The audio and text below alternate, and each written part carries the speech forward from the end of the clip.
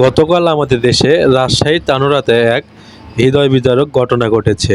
মাত্র ২ বছরের ছোট্ট সাজিদ অসাবধানতাবশত সে পাইপের ভেতর পড়ে যায়। ৩২ ঘন্টা উদ্ধার অভিযান করার পরে তাকে পাওয়া গেলেও সে আমাদের মাঝে আর জীবিত ফিরে আসেনি।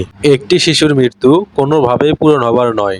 সাজিদকে আমরা ফিরিয়ে আনতে পারবো না, কিন্তু তার স্মৃতিটা বাঁচিয়ে রাখার জন্য আজ আমি এই গাছটা রোপণ করছি। এই গাছটি বড় হবে, ছায়া দিবে, আর প্রতিবার এই গাছের দিকে তাকালে ছোট সাজিদের কথা মনে পড়বে। ঈশ্বরের কাছে প্রার্থনা করি তার আত্মা বেহেশতবাসী হোক এবং তার পরিবার এই কঠিন সময়ে শক্তি পাক।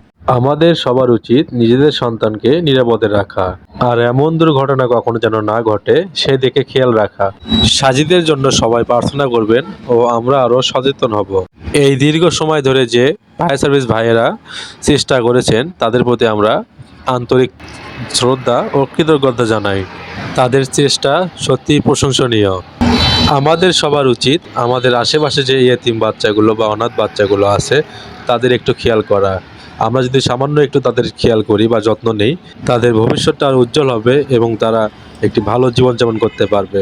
সবাই ভালো থাকবেন, সুস্থ থাকবেন এবং প্রতিটা পরিবারের সন্তানদের খেয়াল রাখবেন।